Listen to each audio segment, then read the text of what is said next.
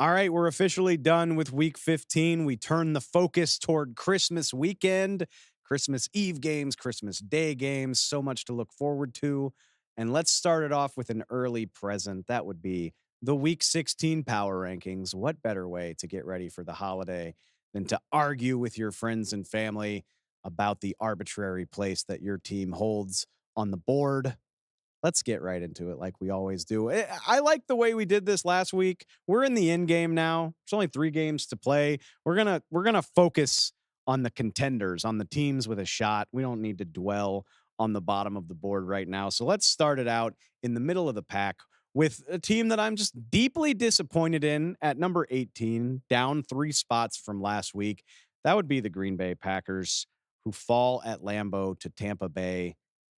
Packers. The Bucs had only managed 350 yards of offense twice this year. Heading into your game, you gave up 450, 34 points. Let the Buccaneers move the ball at will. We have talked for 2 years now about all the first round picks on this defense. I know they haven't all been healthy always at the same time, but there's too much talent there for this little production. This was a team that was a sneaky favorite to be a playoff spoiler. And now their playoff hopes not dead, but looking awfully dim. I completely understand why Joe Barry's seat in Green Bay feels red hot right now, keeping an eye on the defensive coordinator situation heading into the final 3 games. Packers, I'm so disappointed. Speaking of that, let's just keep it at Lambeau Field. The team that beat them up a couple spots from last week, that would be the Buccaneers, sitting at number 14. Baker Mayfield, take a bow, a perfect passer rating on the road at Lambeau Field. I think the guy's been playing well all season long. Certainly better than the Bucs record indicates. I have a feeling, as long as we don't see a total collapse here, I think Baker Mayfield is on the roster in 2024. I think he's their starter heading into next season. He's been more than good enough. Maybe you draft a guy that you can develop, but Baker Mayfield, I think, has earned the right to be the guy moving forward based on performances like this. And the Buccaneers, on top of the NFC South, plenty more work to do.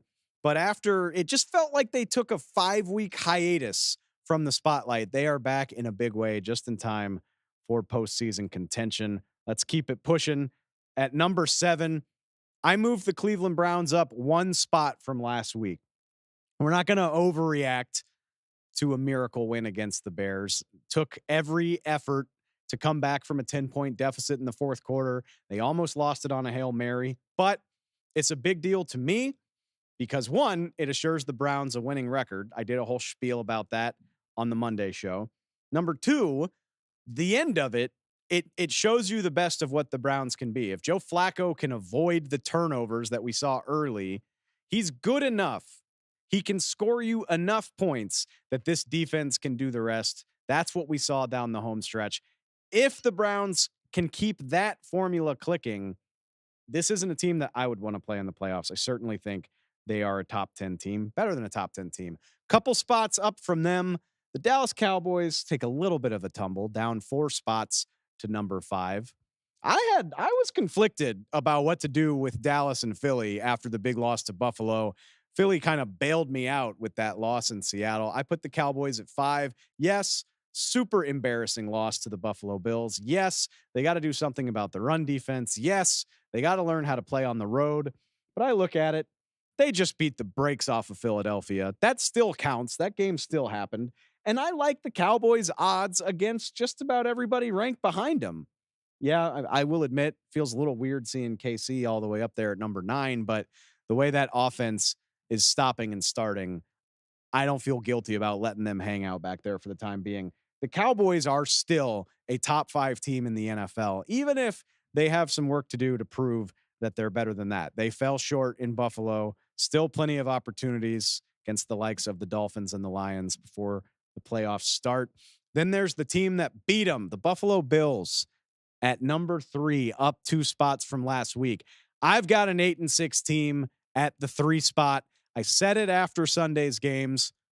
San Francisco and Baltimore are the only teams in the league that I feel remotely confident could beat the Bills right now. And wouldn't you know it, that's exactly how I've got the board.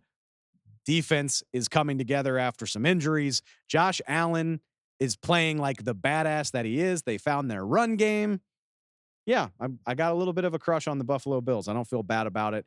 And let's just give some love. I dropped the Ravens for no good reason last week. I bumped them into the 2 spot, handled business. You go on the road and beat a division leader by 16 while not playing all that flashy. I'd say you're a pretty damn good team. I'd say you deserve the 2 spot. I'd say I can't wait for Christmas night.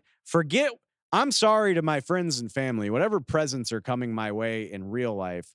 All I need is Ravens and Niners on Christmas night. Guess what? We're all going to get it. I can't wait. San Francisco, Baltimore, 2 very deserving top 2 teams to round out our power rankings. We will see how that changes the next time we do this show.